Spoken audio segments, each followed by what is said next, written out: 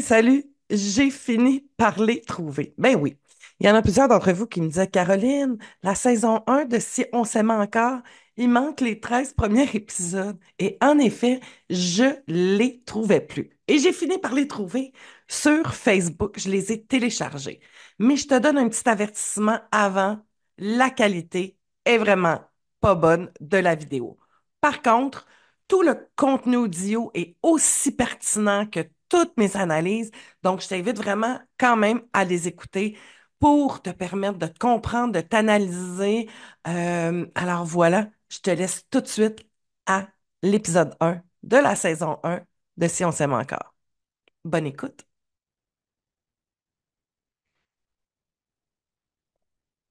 OK, c'est parti, Guillaume puis Émilie, c'est trop chouette. C'est vraiment intéressant leur analyse. Arranger ma moto aussi, me l'amener sur le bord de la rue, comme d'habitude. Merci, je t'aime. Têteuse. Hey, arrête, je suis pas têteuse. Bon, c'est qui ces deux-là? Mais ça, c'est un couple. Oui.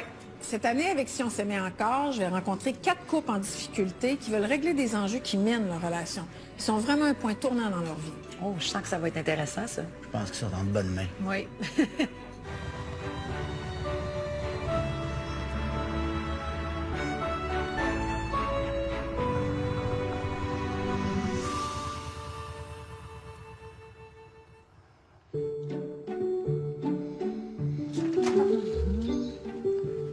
Prenez-vous chacun un fauteuil. Merci beaucoup. Merci.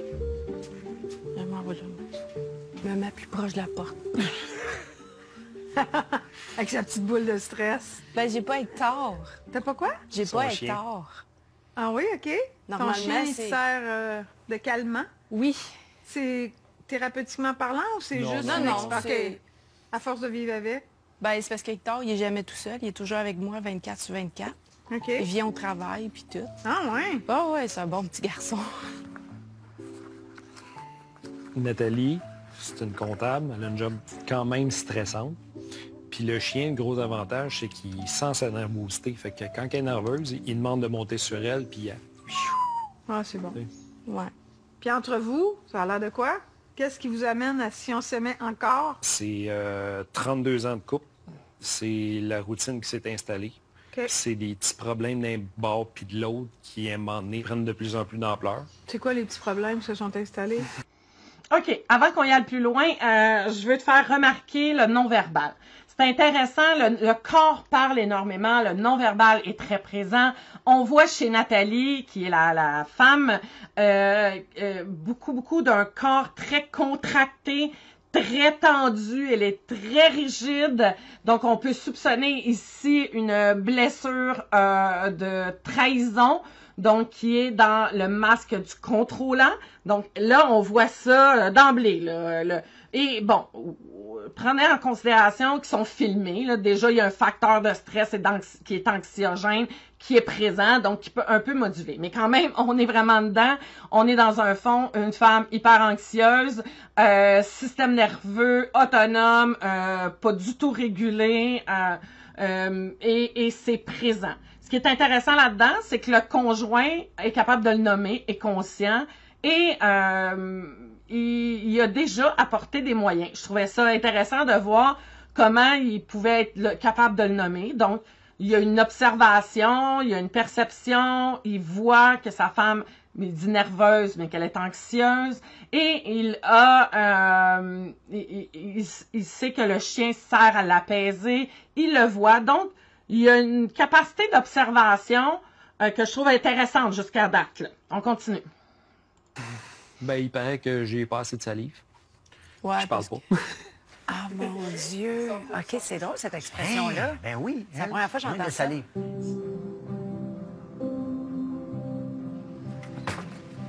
Hector! Il était mon chien! C'est Hector! Il était, c'est Draco. Ça va? Oui, toi? Oui. Il était. Je me suis mis amie avec Manon, ma deuxième voisine. OK. Tu sais, elle a beaucoup de chiens, elle aussi. Puis, tu sais, j'y avais déjà parlé à Fait que quelqu'un. Et on voit également dans le visage de Nathalie toute sa tristesse. Il y a une lourdeur, il y a une tristesse. Le visage, il n'y a pas beaucoup d'expression. Donc, on voit toute la crispation qu'il y a au niveau de son visage. C'est comme ça que vous avez appris à vous jaser Oui. puis tout? OK. Pierre, y a-tu eu une grosse semaine? Ah oui, Pierre, là, il est fatigué, mais tu sais, tu connais Pierre, il me parle pas, hein, il me Non, mais dira quand je suis pas. allée, là, cette semaine, là, puis il dit qu'il avait eu mal, un gros mal de tête. Ah, il t'a dit ça à toi et moi, c'est drôle, il me l'a pas dit. Non? Ah bon, au moins il te le dit, au moins je suis capable de le savoir par toi, c'est bon. Ben écoute, la prochaine fois, je te chargerai. Là. Oui, c'est ça, tu me le diras. Hé, OK, ça part bien, là. Ouais, Nathalie apprend comment va son mari par la voisine. D'accord. C'est dans le fond, moi, ce que je veux, c'est que Pierre, il parle plus. Tu sais, on fait plein d'affaires, on fait des rénaux, puis tout ça. Tu passes les chars, là, OK, c'est correct, il va tout parler de ça, mais de ses sentiments à lui, non, jamais. Mais il l'a jamais fait. Non. Il m'a dit, comme je dis souvent, moi, mon pocheur de salive, il me coûte pas cher au galon, puis lui, il coûte extrêmement cher. Ça se vend au 100 millilitres. Oui, oui. Ça coûte une fortune. C'est de l'or, de la salive. Quand on va dans les émotions, OK. là, je commence à avoir de la misère. C'est quoi dire? J'ai l'air d'un chevreuil devant des lumières de genre. OK. Là, ce qui est hyper intéressant, c'est qu'on a ici quelque chose d'assez typique dans les couples. Le mari qui parle pas, la femme qui veut qu'il parle, puis on est pris dans cette dynamique-là. Donc, l'enjeu pour Nathalie, c'est qu'elle veut que son conjoint parle. Elle veut qu'il parle plus. Et lui le nomme, hein. Il dit, moi, aussitôt qu'on arrive dans les émotions, j'ai peur. Fait que donc, on est là aussi dans ce conditionnement-là. L'enfant blessé qui est ici, c'est... je vais commencer par l'enfant blessé. L'enfant blessé que je vois là, maintenant, là, après 3 minutes d'écoute là, qui est présent maintenant là. On a la peur de l'abandon. Donc, et on a le conditionnement de soi fait fort. T'sais, surtout chez les hommes, c'est très présent. Hein, c'est je dois être fort. Moi que j'appelle le rebelle, ce conditionnement-là, c'est je montre pas mes émotions. Je veux pas montrer ma vulnérabilité. Si je montre ma vulnérabilité, oublie ça. Donc, il y a de l'hypersensibilité au travers de ça. Il y a un conditionnement par rapport à l'homme, il faut pas. Fait que donc, le conditionnement social et probablement familial qui est présent, qui fait qu'il n'exprime pas ce qu'il a besoin d'exprimer. Et là, c'est ça l'enjeu. Et c'est vraiment intéressant, c'est la peur. Donc, lui aussi, au niveau de l'anxiété, système de survie. Quand on est dans notre enfant blessé puis dans notre adulte conditionné, on est dans nos stratégies de survie. Et parce que quand on était enfant, on avait besoin d'être aimé, besoin d'être reconnu, besoin d'appartenir à un groupe, sinon on mourrait. Donc, c'est vraiment la partie de notre cerveau reptilienne qui embarque à ce moment-là et qui se met en mode survie. Ben là, il faut que je réagisse à ça. T'en as qui vont se taire, donc fuir la situation. T'en as d'autres qui vont attaquer. Là, ici, on voit vraiment déjà la dynamique. Nathalie, elle attaque et lui, il se tait. Fait que il fuit la situation en s'occupant puis en faisant des choses, puis pas les choses qu'elle désire. Là. En tout cas, à date, c'est un peu ça qu'on voit. Nous, un peu plus d'eux. C'est un couple dans la cinquantaine, ça fait 32 ans qu'ils sont ensemble. Vous allez voir, Nathalie, elle a beaucoup de frustration accumulée. Mais je vous rassure tout de suite, son authenticité puis sa détermination à vouloir changer, ça va la rendre de plus en plus attachante. Puis pour Pierre, un homme qui s'exprime pas, ça peut apprendre à communiquer et à nommer ses limites. Ça, c'est Pierre, là. Hey, les voyages. Hey, vous avez sorti des vieilles affaires, là. Mais, hein. Ça, là, c'est notre premier voyage qu'on a fait, ça, en République dominicaine. qui, ça? Ben, ça, c'est moi. Ben là, On s'est en plongée Je sous t'ai Marie. pas reconnu avec les cheveux arrangés de même. Ouais. Oh mon Dieu! Puis ça Eh ressemble oui. pas, hein? Non! Eh oui, j'étais jeune. T'as l'air d'un enfant. Hey, ça, c'est 1997. Hey, ça, c'est quand qu'on s'est connus. Nous, on s'est connus sur la radio amateur, tu sais, le CB à l'époque, là.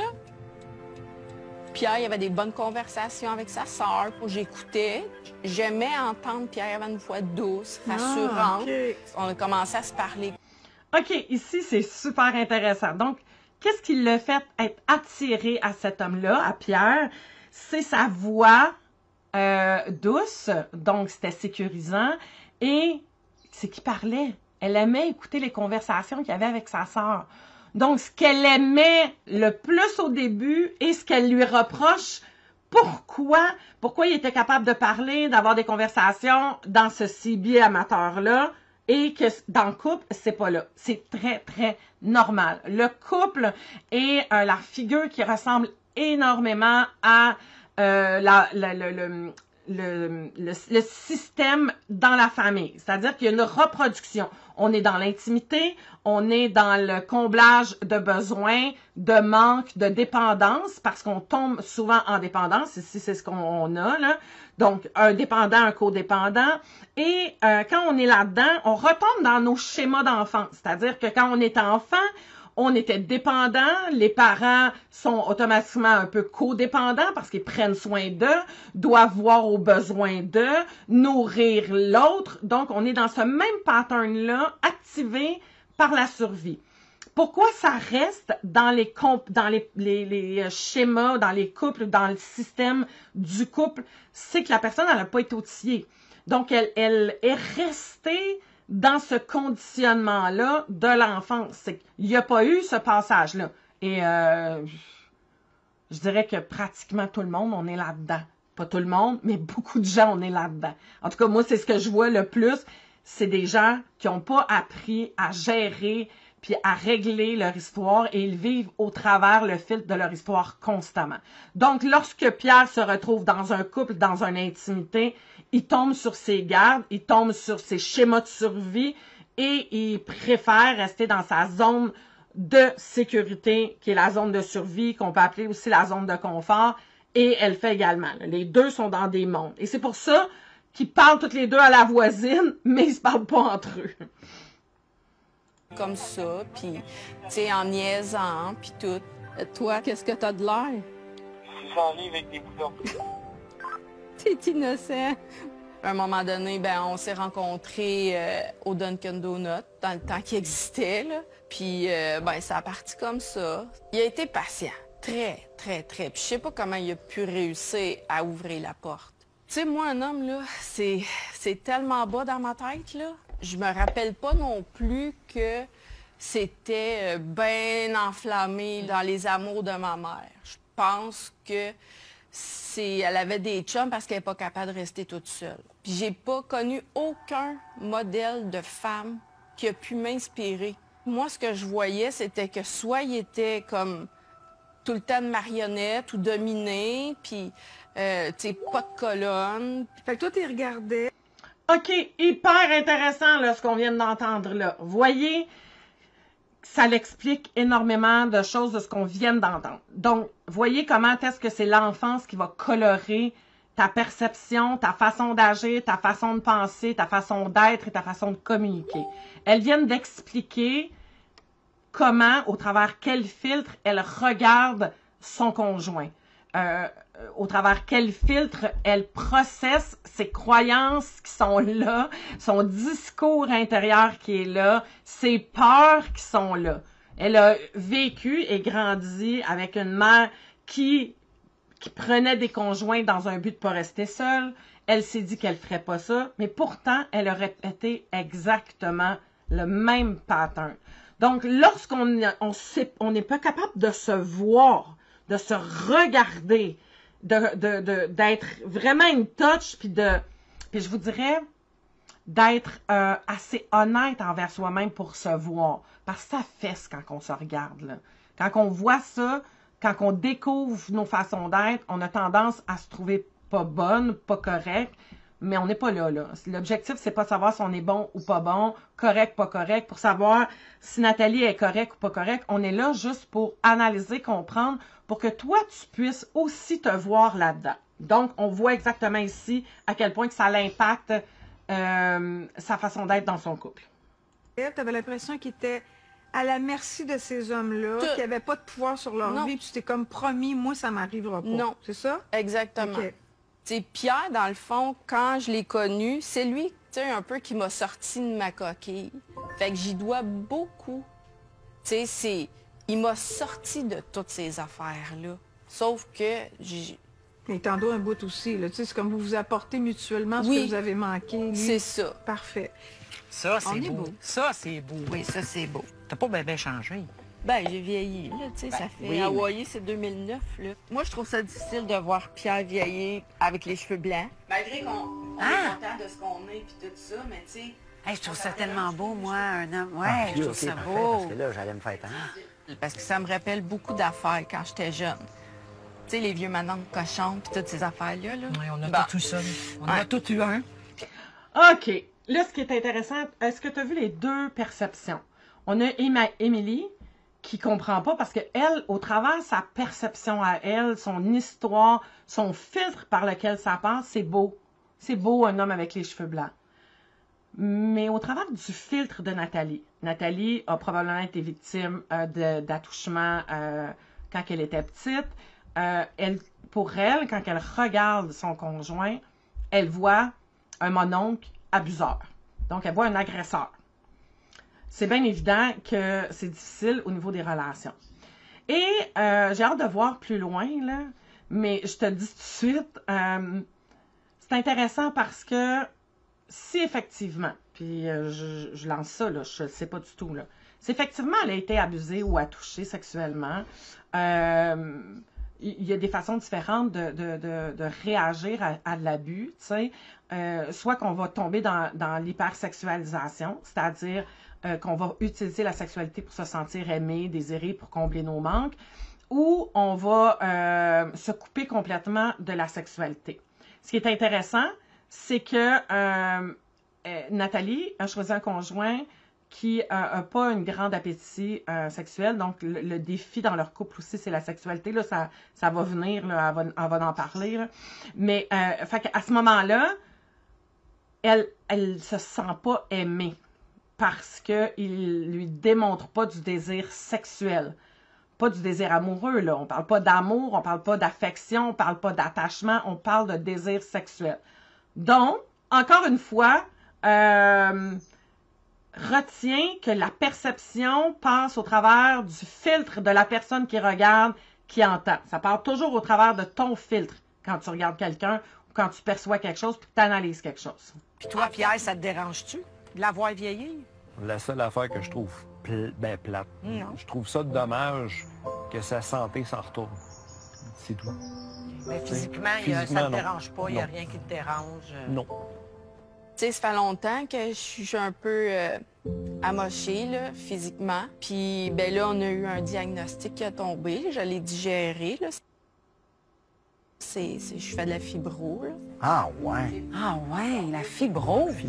OK, on parle ici de fibromyalgie. La fibromyalgie, il y a un diagnostic maintenant. C'est une inflammation à l'intérieur du corps et le corps devient comme hyper sensible. C'est difficile de toucher ce corps-là. Fait qu'il y a beaucoup de douleurs dans le corps, différents symptômes pour certaines personnes.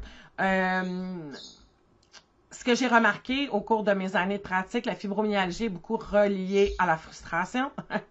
Et cette femme-là, elle est hyper frustrée parce que elle a aucun besoin de combler.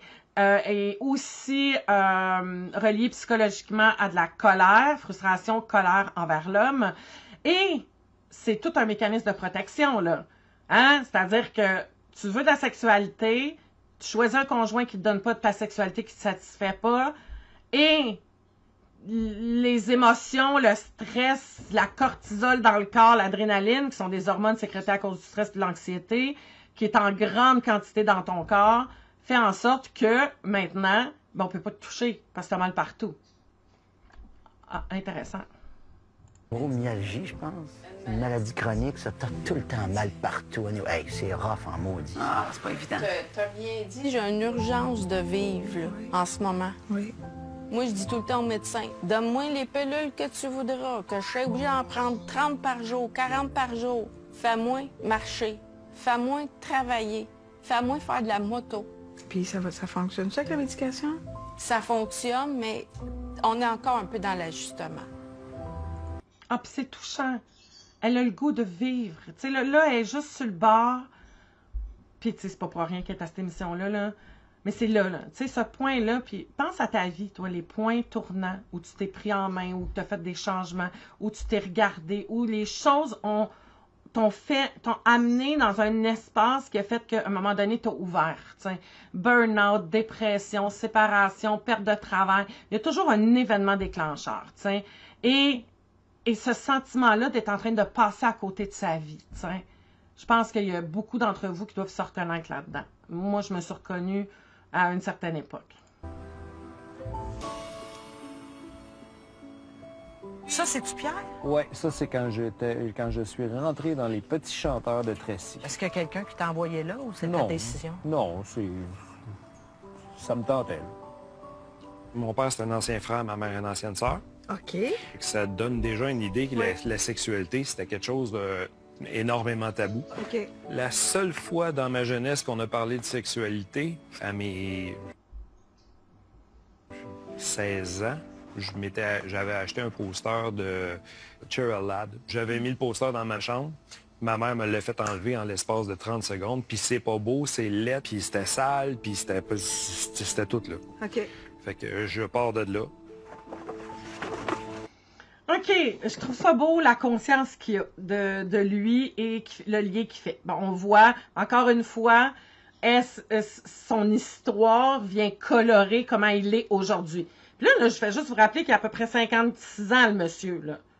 On parle de son histoire de quand il était enfant, là. Il vient d'une famille très catholique, très pieuse, qui a amené sa façon de percevoir, sa façon de penser, qui a développé son système de croyances. Donc, c'est ça la base sur laquelle il vit aujourd'hui. C'est ça le filtre, c'est ça le conditionnement dans lequel il est, et il a grandi avec ça. Et quand il a voulu, comme tout jeune homme, à un moment donné, à y afficher le poster, on lui a dit que le corps de la femme, c'était laid, que c'était dégueulasse, que c'était péché, que c'était pas beau, que c'était... Fait que donc, on a que mis du négatif sur « je désire », je trouve ça beau, ça m'excite, je désire la femme en mettant cette photo-là, puis t'as pas le droit.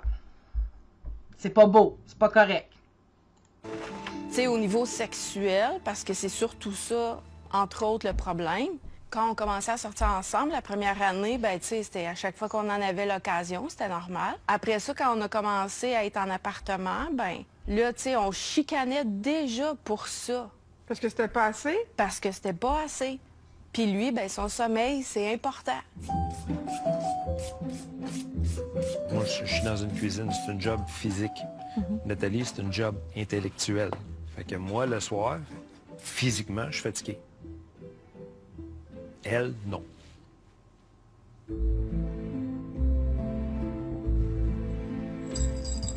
On vieillit, oui, naturellement.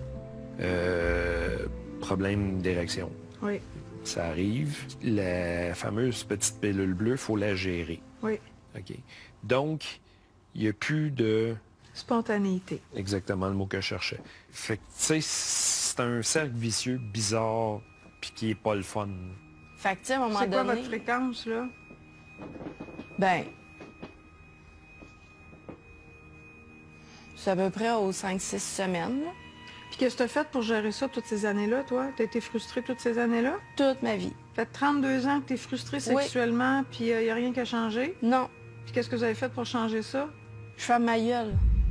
Hey, non, mais il y a tellement de couples qui vont se retrouver là-dedans, c'est sûr!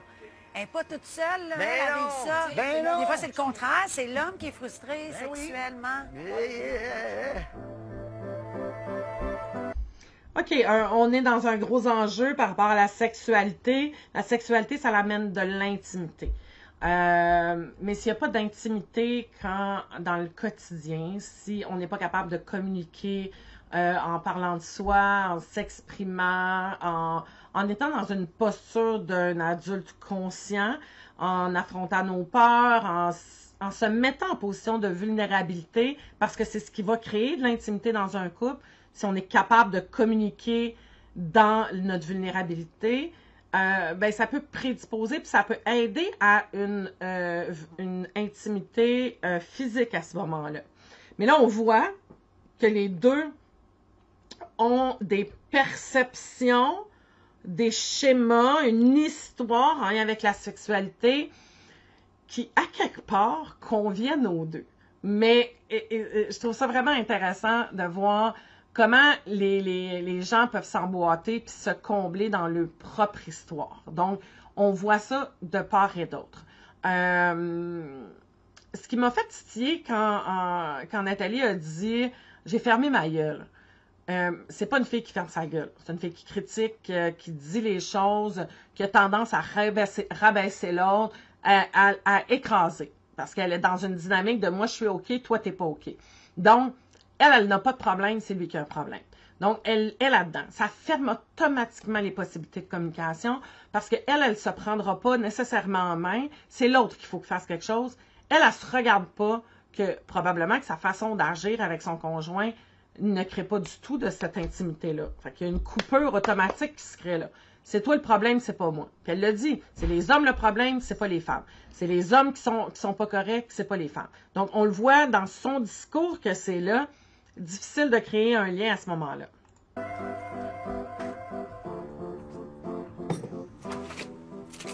Ça, c'est pas une livraison. Non, ça, c'est bien cherché. Bon, mais là, on voit un autre coup. Il y a mon verre, là. Alex, tu déprises. Fait qu'elle m'en a fait un autre. Faudrait que je m'en fasse un, moi aussi. Julie, tu m'épuises. Non. C'est pas le cas. Tu t'en vas en vacances, tu te reposeras, là. Tu vas avoir un break de moi aussi. Oh oui!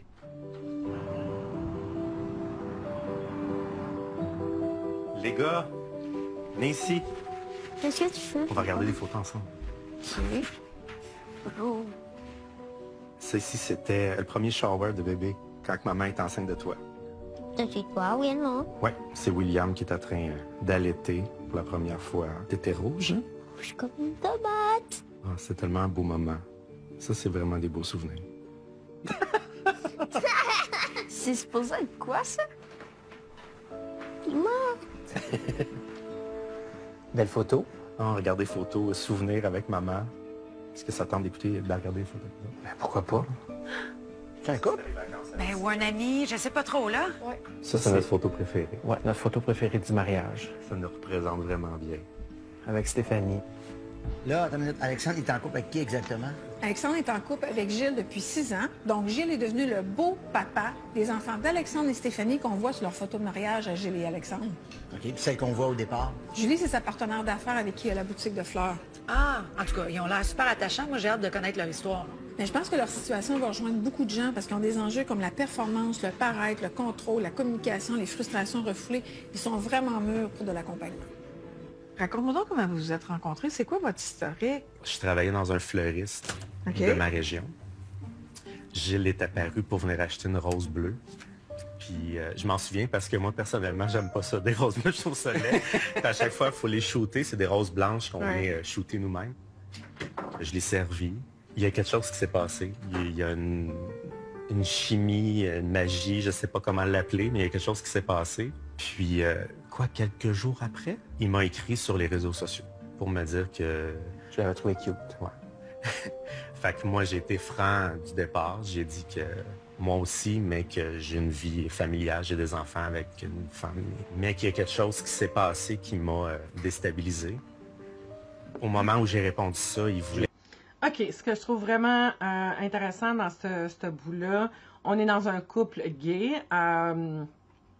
Le gars est en couple avec une femme, donc hétéro, 2 enfants, une vie de famille, et il y a un déclencheur. Il ressent quelque chose pour un homme qui apparaît. Est-ce que c'était là?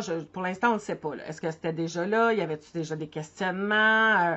Y avait-tu des doutes? Donc, on peut comprendre qu'on est dans un conditionnement de conformiste.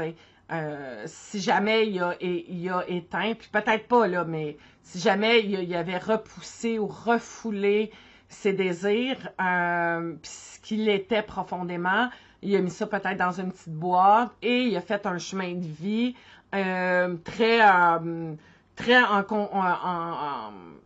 étant dans une conformité qu'on voit le plus généralement possible. Donc, c'est intéressant de voir que, ce que je veux vous amener, lui, c'est ça le déclencheur. Mais dans votre vie, à un moment donné, il y a sûrement eu des déclencheurs, sûrement eu quelque chose qui vous a fait rendre compte que ça n'allait pas bien, que tu n'étais pas, qui a réveillé cette flamme-là à l'intérieur de toi, qui est venue titiller ton âme. qui est venu lui dire « Hey, t'es en train de passer à côté de quelque chose. » Puis souvent, l'âme, quand elle se réveille comme ça, il va avoir une excitation. Tu vas faire quelque chose qui te sort de tes habitudes, de ta routine, qui va te faire sentir vivant ou vivante, t'sais. Fait que je trouve ça beau. Il dit, ah ben non, moi je suis pas là pour, tu sais, c'est moi qui a insisté. Puis on s'est rencontrés dans un parc. Le lendemain. Le lendemain, oui. J'avais dit à Stéphanie à ce moment-là que j'allais acheter un bicycle pour mon plus vieux. C'était vraiment juste pour discuter parce que je me cherchais énormément. Puis finalement, ben, ça a vraiment cliqué. J'ai voulu aller encore plus loin. On s'est rencontrés le lendemain au restaurant. Aïe aïe. C'est fou quand même. Ça rappelle des souvenirs. Ça n'a pas changé. Te rappelles-tu, on était assis juste là? Ouais. J'avais dit à Stéphanie que je m'en allais dans une autre ville. Stéphanie avait un petit doute. Un doute de quelque chose. Qu'on avait tous nos cellulaires étaient tous reliés à nos ordinateurs à la maison. Elle a vu que je m'en allais pas à la même direction. Un bel acte manqué ici, je trouve ça très intéressant. Fait que finalement, ben, elle est apparue dans le restaurant. Hey. Elle s'est fait des scénarios qui est tout à fait normal. Elle a pensé que ça faisait longtemps qu'on se voyait. Elle a pensé même qu'on avait couché ensemble, qui n'était pas le cas pantoute. Puis c'était pas non plus l'intention de cette rencontre-là. Je voulais juste pousser ça un peu plus loin parce que je me cherchais puis je voulais comprendre qu'est-ce qui t'arrivait. Qu'est-ce qui m'arrivait. Je suis sûr là, qu'on est comme une histoire drôle qui raconte entre eux autres. Donc, en même temps, cette relation-là débute avec le feeling de trahir l'autre, de mentir à l'autre, ça n'a pas duré très longtemps, là, mais il y a quand même cet aspect-là. Moi, j'arrive dans, tu sais, si on prend, je pense que c'est Gilles, là, je vais retenir les noms à un moment donné, là, mais tu sais, celui avec la barbe qui est plus foncée, cette sensation peut-être d'avoir brisé une famille, d'avoir brisé un couple. Déjà, on part sur des drôles de base là, dans une relation. Et l'autre, ce sentiment de culpabilité-là, de suivre ce qu'il sent qui est pour lui, mais en même temps, de laisser la famille, de quitter cette conjointe-là qui avait de l'air à apprécier. Donc, tu sais, on part quelque chose déjà sur un solage qui est très, très, très mouvant, tu sais.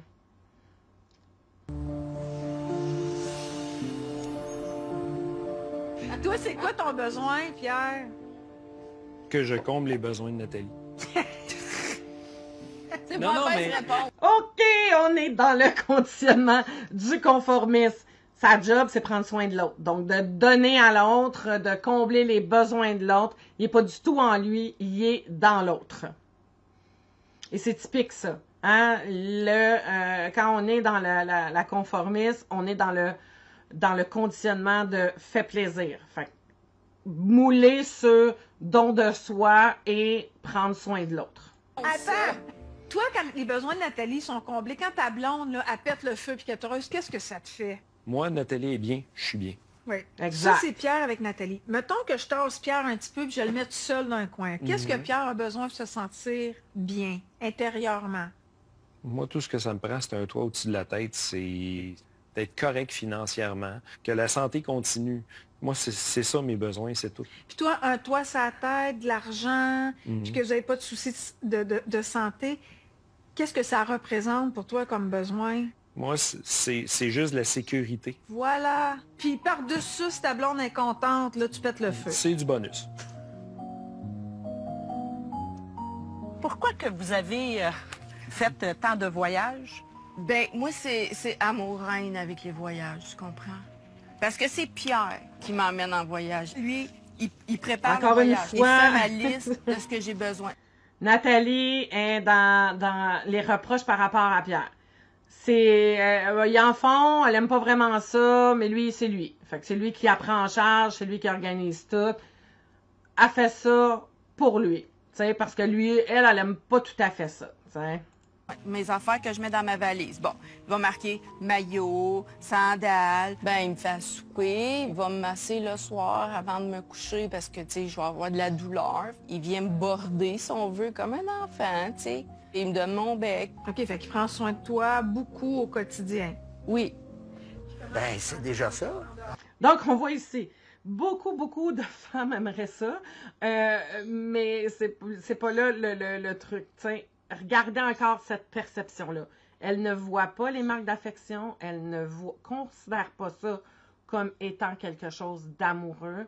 Elle a besoin de quelqu'un qui la nourrit, qui remplit son vide intérieur en prenant soin d'elle. C'est comme un acquis, tu sais. Fait qu'il y a beaucoup de... En arrière de ce qu'elle dit, on sent toujours un fond de mépris. Puis de... je suis pas sûre que je devrais dire ça, mais genre, tu sais, moi, tu me manipuleras pas. Moi, tu me domineras pas. C'est moi qui vais te dominer. T'sais, fait qu'il y a un peu de ça. Je persécute.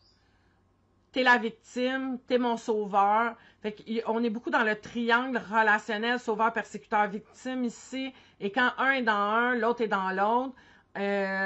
Donc, tu sais, et très infantilisant, c'est une petite fille, là. C'est une petite fille qui veut que son papa réponde à tous ses désirs. T'sais, on est là-dedans, là, complètement. Puis probablement que s'il oublie une affaire qu'il n'avait pas pensé à mettre sur la liste quand ils sont en voyage, elle doit lui reprocher. Puis faire une crise. Comme une petite fille. Bon, je pense que c'est le codépendant du couple, hein, par exemple, Pierre? Hein? Clair, net et précis. Ouais. Les codépendants, là, c'est des êtres profondément gentils qui sont toujours au-devant des besoins des autres, puis qui ont toujours un bon mot, qui sont donc bien serviables. Puis les dépendants, ben, tu sais, ça a plus de couleurs, de caractère. Mais tu sais quoi la force du dépendant? T'es en train de me dire que je suis dépendante? Full peine. OK, là, ça vient de rentrer au poste. Excusez, c'était tellement drôle de voir la face. Je l'adore, cette Louise-là. Elle est extraordinaire.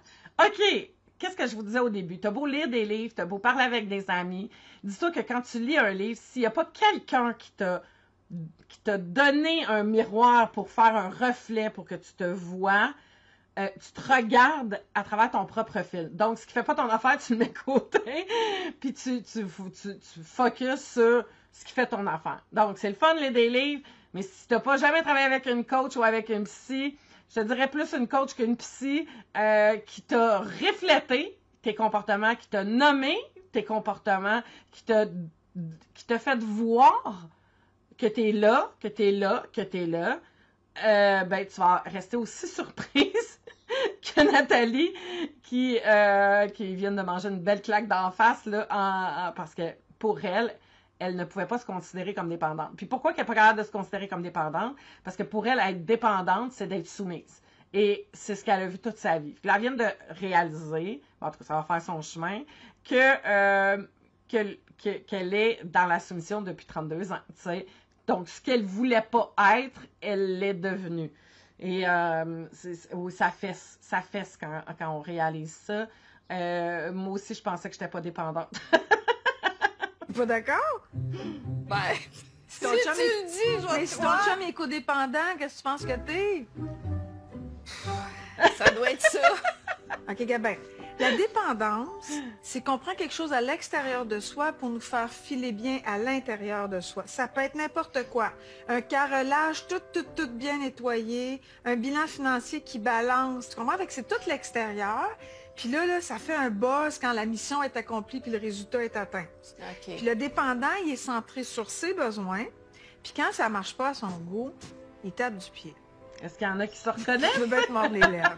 Moi, je me reconnais, je lève la main. Il tape du pied plus fort quand on l'entend pas. Il répète, puis il tape encore. Tu comprends? Oui. Le codépendant, il n'a aucune idée de ce qu'il a besoin. Il n'a aucune idée de ce qu'il aime, mais il est très au courant de ce que l'autre a besoin. Et voilà. Un petit hectare pour baisser la température, puis une petite boule pour ci, puis un petit massage parce qu'elle a mal aux pieds, puis une petite thérapie parce que Nathalie a besoin que je t'assise, là. Oui. Fait que tu le vois-tu comment t'es dépendante? Oui. J'aimerais ça qu'on réussisse à revenir comme eux autres. Ces deux beaux garçons qui étaient ici, là. Ce que je souhaiterais, c'est d'ajouter de la douceur dans notre couple, qu'on prenne du temps pour nous. On est comme deux frères qui vivent ensemble à la maison. Puis, ouais. Je te compare souvent avec Stéphanie. On était tellement complices, moi et Stéphanie. On l'est aussi, c'est juste pas la même c'est autre chose. On n'est pas les mêmes personnes. On est deux personnes complètement différentes, moi et Stéphanie. Donc, on voit ici, il y a de la comparaison à l'autre, il y a tellement de tristesse. On change complètement d'énergie quand on est avec eux versus l'autre couple. Je ne sais pas si vous le sentez. On est beaucoup dans... Oui, il y a plein de blessures. Il y a plein de blessures. Le sable et le solage est très mouvant à différents niveaux. Donc, on est beaucoup dans deux fuyants, je dirais, dans leur rapport, dans leur façon d'être, dans leur schéma de survie. Ils sont beaucoup dans la fuite. Donc, on n'aborde pas les choses, on ne dit pas les choses. Donc, on est dans ce type-là. Mais bon, ils sont très... il y a beaucoup ils sont très introvertis. Là. On va continuer l'analyse. Pour l'instant, on verra plus, mais qui parle plus d'eux, les blessures, les conditionnements. On est encore une fois, je dirais, dans... Ben, je pense que c'est Gilles. En tout cas, celui avec la barbe foncée. Dans le je fais plaisir. C'est ça. J'ai toujours un espèce de sentiment pas de trahison, mais j'ai scrappé ma famille. On voit la trahison qui apparaît là. Mais je peux pas être plus heureux aujourd'hui. Fait que c'est ça qui est... Fait qu'il est en conflit intérieur, là. Avec Stéphanie, dans les derniers temps, dans les dernières années, quand on s'est laissé, j'étais tout le temps parti. Puis là, j'ai l'impression présentement que j'étais en train de faire la même chose. Ouais. Steph, je l'aime encore. Mais maintenant, je sais aujourd'hui que c'est pas la même sorte d'amour. Oui, si c'était pas de Gilles, peut-être que oui, je serais encore avec, mais peut-être que j'aurais fait des niaiseries à long terme, sexuelles, que j'aurais... OK, ce que j'aimerais amener là, quand une relation se termine, avant d'embarquer dans une autre relation, prenez le temps de faire le ménage. Parce que tu amènes tes bébites dans l'autre, tu amènes ta bébite dans l'autre couple. Tu prends pas le temps de faire une pause, de te questionner. Il est tout mêlé, le beau Alexandre. T'sais. Il n'a pas pris ce temps-là de se découvrir lui, de s'assumer lui, d'être bien avec lui-même. En tout cas, de ce que je comprends à date, peut-être que c'est pas ça qui s'est passé. Mais de ce que je vois là, c'est qu'il est passé d'une relation et il est tombé dans une autre relation. Donc, c'est comme s'il continuait, mais il changeait de conjoint. Et c'est normal que tu vas tomber dans la comparaison. Il n'y a comme pas une période où je me retrouve, où je vais regarder à l'intérieur de moi, je vais vraiment assumer qui je suis, je vais faire le deuil de la première relation avant d'embarquer dans une autre relation. Il n'y a pas d'espace, là. C'est difficile, c'est très, très difficile. Fait que si toi, tu m'écoutes et que tu as tendance de sauter d'une relation à l'autre, ben là, on est dans la dépendance aussi, incapacité d'être toute seule, besoin d'avoir quelqu'un qui est là pour nous prendre en charge aussi. Voilà. Pour répondre à ces besoins-là. Ouais. Okay. Il y a bien au-delà de la sexualité. La sexualité, c'est un déclencheur. Il y a des couples, c'est la sexualité, il y en a, c'est les enfants, il y en a, c'est l'argent, il y en a, c'est les tâches. Là, la sexualité, ça fait réveiller tous les inconforts. Oui, on va s'occuper de la fréquence, mais on va s'occuper de l'énergie que ça a créée autour de la relation. C'est devenu ben trop gros par rapport à ce que c'est supposé d'être dans ton quotidien. Ça prend toute la place. Puis comment tu te sens désiré en dehors de la sexualité? Il trouves-tu belle? Il te le dit-tu? Il te le signifie-tu? Ben, des fois, il va me le dire, mais tu sais, j'écoute pas. Pourquoi? Parce que c'est pas vrai. J'ai pas confiance aux hommes. En 32 ans, j'ai pas plus confiance à... Tu sais, je comprends pas pourquoi il est encore là. J'ai demandé pour aller ailleurs. Mais... Donc, on voit vraiment, vraiment dans un traumatisme... un regard et son filtre est vraiment par rapport à son enfance, par rapport à son histoire. Il la désirerait sexuellement et ça serait pas encore assez. Quoi qu'il va faire, si elle se libère pas de ça, puis qu'elle apprend pas à gérer ce qu'elle a vit, puis d'être consciente que c'est son histoire à elle qui la fait souffrir et non pas le couple. Même avant de me marier, quand il m'a demandé en mariage, j'y ai demandé. J'ai dit, ben laisse-moi aller voir ailleurs avant de me marier. Non. Ben, moi, je voulais pas me marier, puis Pierre... Non. Pierre, lui, c'était important pour lui. J'avais accepté qu'on se marie parce que, justement, on voulait avoir une maison, puis je voulais avoir des animaux, je voulais avoir un chien, puis, tu sais, quand t'es en loyer, c'est plus difficile. Puis toi, tu voulais aller ailleurs, pourquoi? Ben parce que j'en avais pas de sexe. C'est comme ça que je me sens désirée, puis que, tu sais, quelqu'un peut me dire qu'il m'aime, là. Ah, vous voyez ce que je vous ai dit tantôt? Quand on a été victime d'abus, ben c'est ça. On tombe dans le... Ben, c'est par la sexualité que l'amour passe à ce moment-là. Fait que c'est une façon qu'on utilise la sexualité, c'est que si tu me désires, si tu me fais l'amour, ben tu m'aimes. Mais je serais très surprise que si ça en venait à là, qu'elle va se sentir aimée aussi. Et tu sais, quand on écoute ce qu'elle dit, puis ce qu'elle dit de façon inconsciente, là, et ce qu'elle dit qu'elle veut, on est à deux places. Et elle ne voulait pas se marier, mais elle s'est mariée. Pourquoi? Pour la sécurité, la maison. Donc, on est dans une relation de « je fais ce que toi tu veux pour avoir quelque chose ». Donc, tu sais, elle est tombée dans cette dépendance-là, puis elle pense pas qu'elle est dépendante. Elle pense que c'est elle qui contrôle. Mais depuis tantôt, son discours est un discours de femme qui se soumet et qui plie pour l'autre pour pas le perdre. Bien évidemment. Au pire, mets-moi un sac à poubelle sur la tête, vierge. Je sais pas, moi. Tu sais, je le sais qu'il m'aime, mais tu sais, moi, c'est mon premier chum. Puis je connais rien d'autre, là. Tu sais, c'est-tu encore de l'amour? C'est-tu de la grande amitié qui s'est développée? Ou... Fait que dans le fond, t'es notre dernière optique. Parce que si ça fonctionne pas avec si on s'aime encore, ben, moi, je ne digérerai pas ça encore 32 ans. Ça passe ou ça casse. Voilà. Donc, voilà la première épisode, fort intéressante. J'admire leur courage. Moi, j'admire énormément le courage de ces gens-là qui viennent faire ça à l'écran comme ça. C'est très, très, très honorable. Et je les remercie. Je les remercie parce que je trouve qu'une émission comme celle-là, ça permet d'ouvrir en conscience, ça permet de se voir, ça permet de se questionner, ça permet aux couples aussi de discuter. Fait que moi, si j'avais une suggestion à vous faire, c'est d'écouter ça avec votre conjoint si vous êtes en couple. Et si vous êtes célibataire, notez vos réactions, notez qu'est-ce qui résonne avec votre propre histoire, questionnez-vous, faites un travail de réflexion parce que ça peut énormément vous servir à faire votre propre ménage, à guérir des traumas, à modifier les conditionnements pour vous permettre d'aller de l'avant. Je vais vous montrer un petit quelque chose. Juste. Donc, voici la fiche avec laquelle j'analyse le plus pendant les épisodes. Les besoins fondamentaux de base. C'est les choses que vous devez apprendre à reconnaître. OK? Les besoins fondamentaux sont hyper importants. Je ne donnerai pas un cours ici, là, mais je veux juste que vous preniez en considération ça.